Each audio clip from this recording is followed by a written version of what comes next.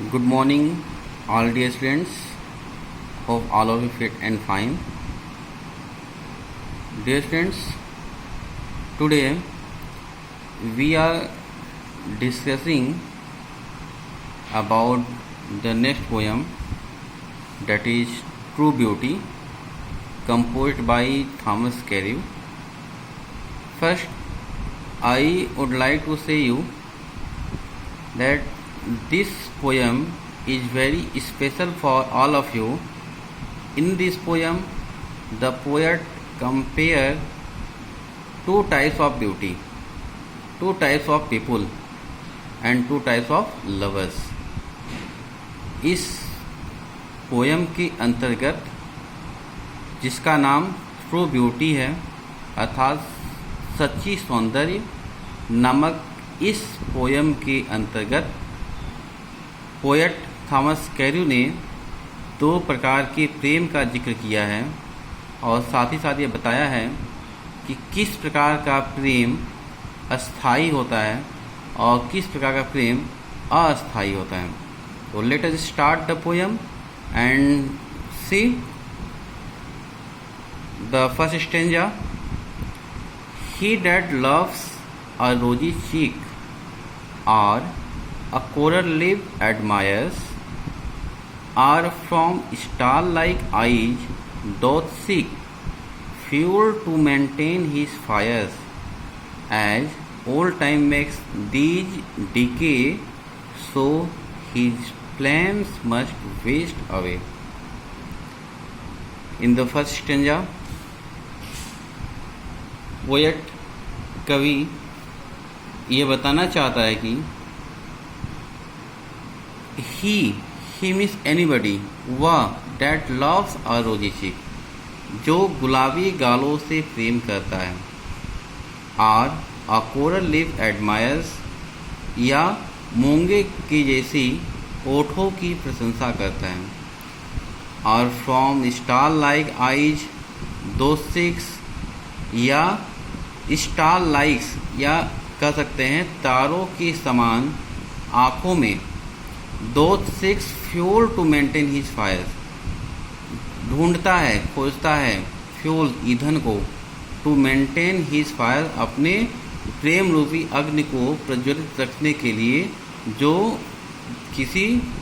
व्यक्ति अपने लवर्स के गुलाबी गालों से प्रेम करता है, या उसके मूंगे जैसी ओठों की प्रशंसा करता है, या उसके तारों जैसी आँखों में अपने प्रेमाग्नि को जलाए रखने के लिए ईंधन तलाशता हो, as old time makes these decay, as the passes of time, समय बीतने के साथ साथ ये सारी सौंदर्यता डिके अर्थात नष्ट हो जाती है, so his flames must waste away, इसलिए उसकी यह जो प्रेमाग्नि है, जो उसका प्रेम है, धीरे धीरे वो समय बीतने के साथ नष्ट होने लगता है, क्योंकि समय बीतने के पश्चात उस प्रेमी की प्रेमिका का सौंदर्य पहले जैसा नहीं रहता है, वह सौंदर्य नष्ट हो जाता है, इसलिए उसका प्रेम भी धीरे धीरे नष्ट होने लगता है.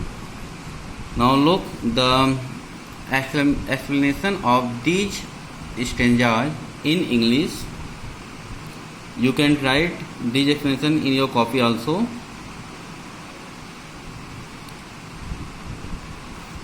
In this stanza, the poet want to say that virtue is essential for beauty. Virtue is essential for beauty. Without virtue, a woman cannot be called beautiful. True beauty is necessary for permanent love. If a man cares only for the physical beauty charms, his love becomes less when his beloved becomes old.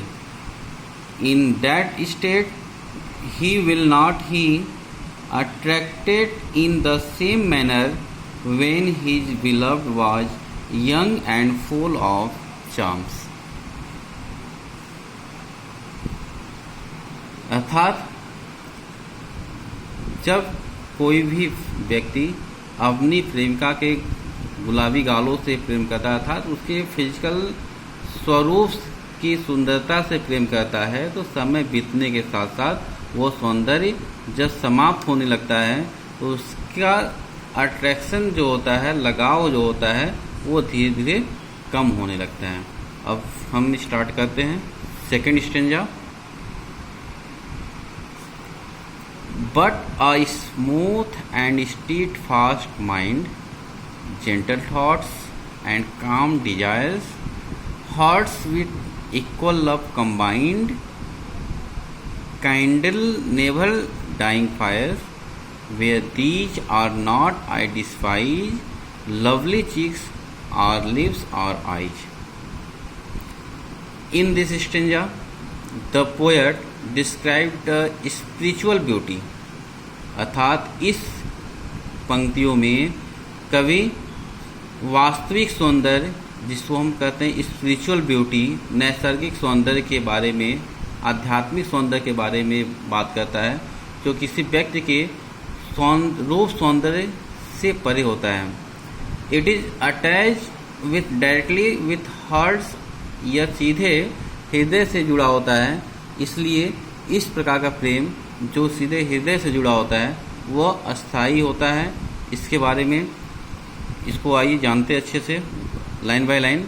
But a smooth and steadfast mind, लेखक यह कह रहा है कि किंतु smooth and steadfast mind, निष्कपट और दृढ़ मन, gentle thoughts and calm desire, gentle thoughts सुंदर विचार, काम डिजायर मीन्स शांत इच्छाएं, hearts with equal love combine, hearts यहाँ पे आप देख सकते हैं, हार्ट्स को पोएट ने प्लूरल फॉर्म में दिया है। हार्ट्स मीन्स दोनों का हृदय, प्रेमी और प्रेमिका दोनों का हृदय, जहाँ इक्वल लव कंबाइंड यानी कि दोनों का हृदय एक समान प्रेम से बंधा हो, कैंडल नेवर डाइंग फायर्स, और जिसका प्रेम कभी भी समाप्त न होने वाला हो, अर्थात इस प्रकार के गुण जहाँ पाए जाते हैं, where these are not I despise lovely cheeks or lips or eyes, जहाँ पर इस प्रकार के गुण पाए जाते हैं वहाँ पर ओठों की सुंदरता, गालों की सुंदरता, ओठों की सुंदरता या फिजिकल ब्यूटी, जहाँ कोई भी ये सब सारी चीज़ें मायने नहीं रखती हैं, केवल सुंदर विचार, उच्च चरित्र के कारण ही उसका प्रेम इस प्रकार से अस्थायी हो जाता है कि वह कभी भी समाप्त नहीं होता है। अब इस स्ट्रेंजा को इंग्लिश में देखेंगे। Not explain, I am going to explain this stanza into English, so listen carefully and after listening you can write in your notebook also. The poet described in the second stanza about spiritual beauty. Charming features do not make true beauty. Charming feature, physical सौंदर्य जो होता है, शारीरिक सुंदरता जो होती है, वह सच्ची सुंदरता का द्योतक नहीं मानी जाती है। ध्यान रखना, जो व्यक्ति देखने में सुंदर हो, उसका मन अंतःकरण शुद्ध न हो, तो उसे हम वास्तविक सुंदरता नहीं कर सकते हैं। For true beauty moral qualities are essentials, सच्ची सुंदरता के लिए नैतिक गुणों का होना आवश्यक है। In the absence of moral qualities a woman can not be called beautiful. Remember it, in the absence of moral beauties a woman can not called beautiful. Firmness, दृढ़ता, firmness of mind is an essential part of true beauty. Firmness of mind, दृढ़ता, मन की दृढ़ता सच्ची सौंदर्य का एक part है। Pure thoughts and good intention, शुद्ध विचार, अच्छे विचार इसका आधार है, सच्ची सौंदर्य के प्रेम का आधार है। A man without virtue is nothing but a showpiece.